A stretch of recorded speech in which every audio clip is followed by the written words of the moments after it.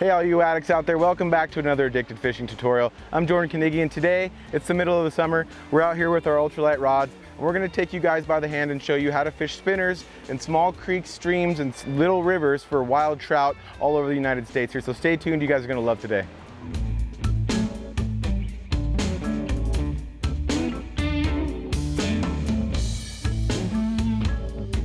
All right, so first and foremost, what's probably the most important part other than your spinner choice when you're gonna go out on these small streams and fish is gonna be your rod selection. So I'm gonna go over that first. I have a couple sitting here next to me. This one's a little more high class option. This is an Okuma Guide Select Pro 2 to 6 pound ultralight rod.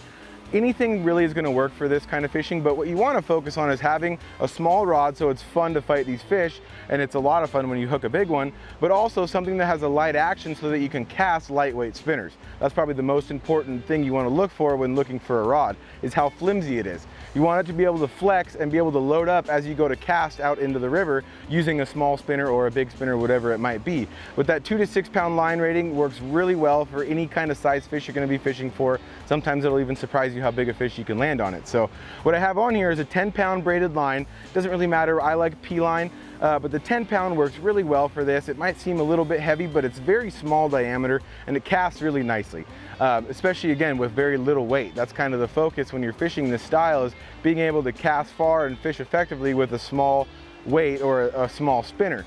Since we're talking about spinners today. So that 10 pound braid is really crucial in my eyes. Any color works. If you use a high vis, you're gonna definitely wanna put a bumper on that line so that those fish can't see that line coming past them as you're casting. But a 10 pound braided line, this is the dark brown color. But the most important part is what I put on the end here, and I add a little bit of a bumper, and I'm gonna show you guys how to tie that knot here in just a second. But I add about an 8 to a 10 pound fluorocarbon bumper to that braided line. And really that's just to be stealthy. That's to keep those fish's eyes off of the line and make it so that those fish don't see that spinner and that whole presentation coming at them. All they see is your main presentation, which will be your spinner today. What I have this reeled with is an RTX 30S. This is a little bit higher end reel that you need to put on this, but I like this size because it's a versatile reel. You can take it off this rod, you can put it on your bass rod, you can put it on your lake fishing rod or a trolling rod or anything like that. But it's a great reel because it holds a lot of line and it has a lot of line pickup. In case you do hook a big fish and get spooled, you don't want to have those tiny little 2000 or 1000 series reels that don't really hold enough line to allow you to fight a big fish. So the other rod I have here next to me is also an Okuma, but it's a little cheaper option. It's one that I've fished forever, and it's a little bit more of a stout option. It's a little shorter, but it's the Solilo. This one's a 6'6", 2 to 6 pound line rating yet again.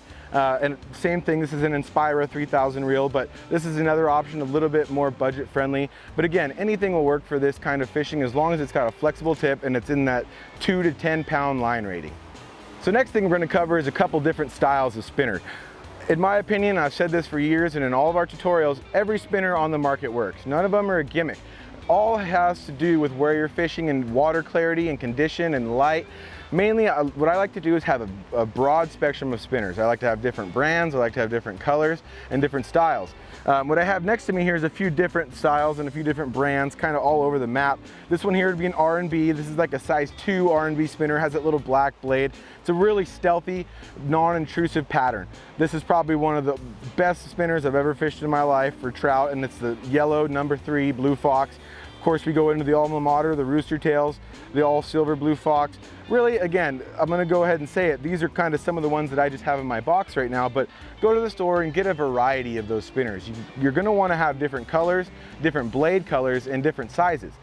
There's definitely, you know, when I go to a river and I start, normally I'm either gonna start with a blue or a yellow, just because that's what I know trout like to chase. But you might be in a place in the country or in the world that they wanna chase something else. Maybe they're feeding on something that's a different color. Maybe their eyes are toned in on a certain species of bug or anything like that. So really with these spinners, you're just keying in on those fish's aggressive nature to want to chase and kill things. These trout are living in these streams. A lot of them stay within a couple miles of where they're born their entire life. So you're just kind of keying in on their feeding habits that they need to survive. So spinner color really matters just on the water clarity. If it's dirty water, I'm gonna go with a little bit darker spinner with a bigger profile. If it's a clear water situation, I might go with a little brighter, like a yellow or a pink, something that those fish can see from a long ways away.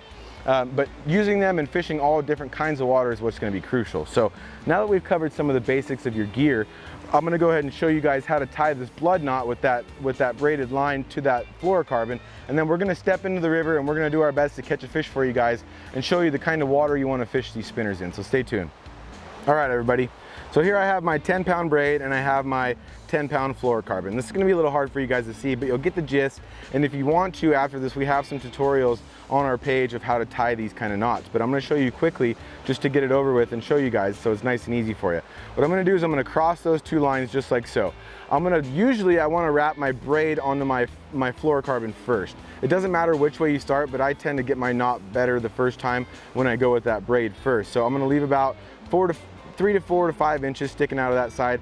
What I'm going to do now is I'm going to wrap this line around that fluorocarbon line 5 times. So 1, 2, and I'm using my middle finger and my ring finger to grab that, and then my index and my thumb on my right hand. So there's 3, there's 4, there's 5, oh, almost dropped it. And I'm going to do one more just for good measures. So now that I have that going there, I'm going to grab that fluorocarbon in my pinky finger.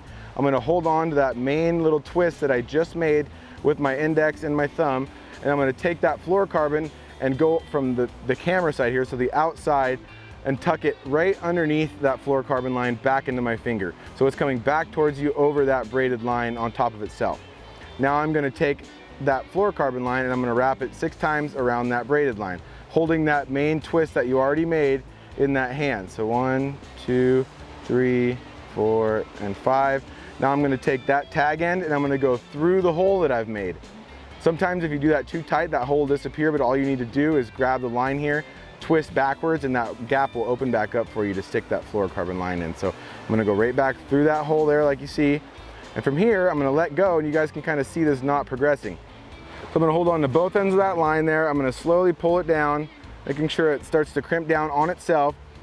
I'm going to get it a little wet, and I'm just going to pull nice and easy onto that knot. So the way you're going to be able to tell you did this right, of course, is it's going to look good, but each tag end is going to be pointing the opposite direction of itself. If they're both laying on the same side, odds are that line's going to break. And there are other different kind of uni knots you guys can use. A sturgeon knot is a little bit easier, but in my opinion isn't quite as strong. But that's the blood knot, and that one you guys can look up, and I like it a lot for tying the mono and the braid together with any pound test, really. So now I'm going to take it, I'm going to show you the knot I'm going to use on my spinner. And because I already talked about how much I like my yellow spinner, I'm going to tie that one on.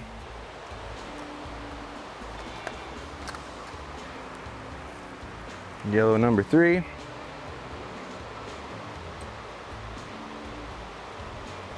So what I did there was just a normal fisherman's knot. I went right through the guide, or right through the eye of the spinner. I did 7 wraps around the main of the line. I'm going to go back through that main little hole here that I created just above that eye. I'm going to pull it tight, and that's your typical fisherman's knot there. I'm going to take my Gerber scissors and I'm going to trim off that little tag end there. Try not to bite it, save the teeth, everybody, and buy yourself some Gerber snippers. Best thing I've ever had in my pocket. So another important part before we even get fishing is you guys want to make sure to be changing spinners a lot. I'll cover that now because I'll do it while I'm fishing here, but the key to this is to have a good versatility and be creative with how you fish. We're going to step into this pool just below us, and I'm going to show you how it's kind of opposite of how you would be fishing if you say salmon and steelhead, if that's where you are in the world. But what we're going to do is be really creative with the way we cast and how we fish the holes. A lot of times you want to be very stealthy when you're approaching these holes. You don't want to walk right up to the main spot, stand on the biggest rock and start casting, because these fish, they use their eyesight to survive, especially these trout, because all they do is feed all day and run away from predators. So what we're going to do is we're going to start at the top of the hole in this situation because we have a nice slow moving pool, and we're going to work our way to the tail out. So I'm going to step up to the head of the hole, I'm going to start in the fast water, and I'm going to work my way down. But going back to where I started is having those different spinners and having different colors and styles and switching out before you leave that hole can be very crucial in picking up a lot of fish, just finding what they want to key in on throughout the day or just catching them off guard with something different. So let's go fishing. So before I step up on this log and spook all these fish that might be sitting down here in this structure, I'm going to go ahead and cast here, and then I'm going to work to the top of the hole. So really what you want to do with the spinner, you don't necessarily have to get super deep in a lot of cases with the spinners, especially in certain kind of pools or rivers. If the water's clear, these fish will move a long ways, just like they do to the surface to grab flies, to grab those spinners. So I'm going to start here. I'm going to cast up into that lane where there's a nice slow moving bubble line. But as you can see here in a lot of these spots we're going to fish today, we always say the foam is home. The foam is the main current seam in the river because that's where a lot of that current is being pushed. It's where the channel usually is. So that's where a lot of the food is being washed down towards these fish. And they're going to sit in their little feeding lanes and feed off of that foam line. So where I'm going to walk up to this hole here, I'm going to look out in front of me and I'm going to start in that foam line and start working my way down across it. So I'm going to start here. And a lot of the fishing the spinner is rod angle, and that's what I'm going to go over here next. I'm going to cast out, I'm going to hit that foam line, and I'm going to slowly retrieve that spinner just enough to get that blade spinning. I don't want to rip it in, I don't want it to go faster than the current. I want that blade going at a nice steady speed, enough to feel with that soft, delicate tip that we have here. And I'm going to go straight in and finish my cast, just like so. So as I cast here, I'm going to make my second cast. I'm going to keep that rod tip pointed down at the water to keep the depth, and I'm going to follow that spinner with my rod tip. And a lot of that is to increase the sensitivity. When you follow that spinner, and rather than keep it in one spot and let the current carry, you keep that straight line of contact with the spinner so that you can have that full sensitivity with that braided line in your spinner the whole way. So you're following it, you're pointing your rod tip right at it, and you're controlling your depth with the rod tip. If you're about to hit bottom, you're going to lift your tip up. Keep that same pace of reeling. If you want it to go deeper, you're going to point that tip down and let the current take it. And as long as that blade is spinning, you're effectively fishing. So now that I've covered this short little spot, I'm going to go ahead and move up into the hole and cover a little point as so. These fish are usually very bitey. If you don't get them within the first 5 or 10 casts, either switch your spinner or change where you're fishing. So let's go ahead and walk on up here and fish this next spot. All right, so here's where that creativity comes into play, like I was talking earlier. Instead of making it easy on myself and hopping up on this log and making a cast into this fast water, I'm going to stay back. I'm going to be stealthy, and I'm going to make this cast from a distance so that I don't spook any fish that might be sitting in the top of this hole. So keep that in mind as you start fishing a lot of this stuff. Really try to be stealthy and move around methodically on these holes so that you're not scaring these fish in this clear water. There he is. Got him. Oh, I'm in the logs, I'm in the logs.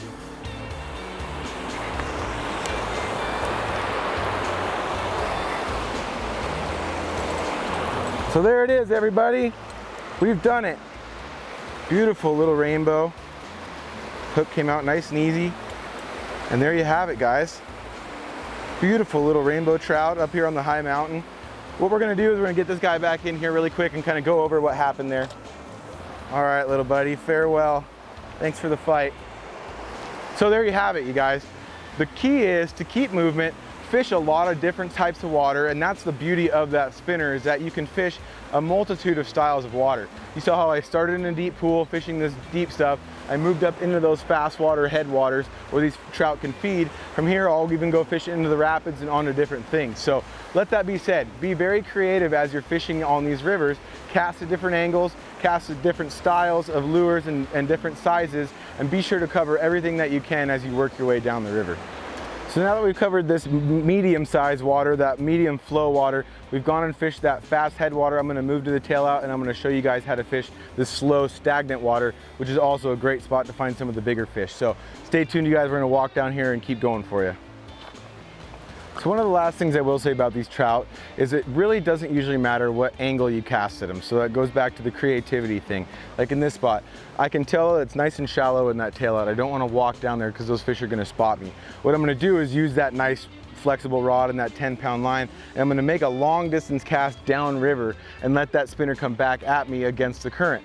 What I'm going to do to counteract that, to keep that depth, is just reel a lot slower. And a lot of times I catch some of the most fish doing this, whether I'm casting straight down or I'm casting straight upriver, because it gives that presentation to those fish for a long amount of time. That spinner is going to be coming up slowly through those rocks and through those pockets and keeping in those fish's face, really kind of pissing them off. So I'm going to, instead of walking to the very end of this tail out, I'm just going to bomb a couple casts and I'm going to slowly fish this spinner all the way back to me, just like so. And you can see how much slower I'm reeling. Again, keeping that rod tip down right near the water so that we keep the depth on that spinner.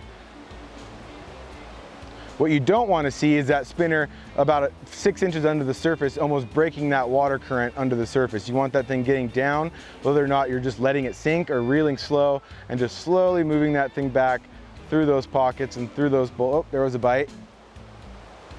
Through those pockets and through those boulders, making sure that that thing's getting in front of those fish's face for the longest amount of time possible. So I'm gonna go right across here really quick before I leave. All right, well, we covered this one, guys, and we pretty much covered everything there is to know about spinner fishing in that short amount of time. So what I want you guys to do next, if you like this video, be sure to go down below and like it. Hit that subscribe button and definitely hit that bell notification so you can see more of these videos coming out. What also I want you to do is go down and comment with what your favorite kind of spinner is to throw for trout. I might have not covered something, there might be a big secret out there that I don't know about. So comment below with what your favorite spinner is and what you like to see out here on the river and what you like to use in the spinner realm. So thank you so much for tuning in, guys. Be, again, sure to like, share, subscribe, and hit that bell notification so you can see all these awesome trout tutorials we have. Thanks for tuning in. We'll see you out there on the river.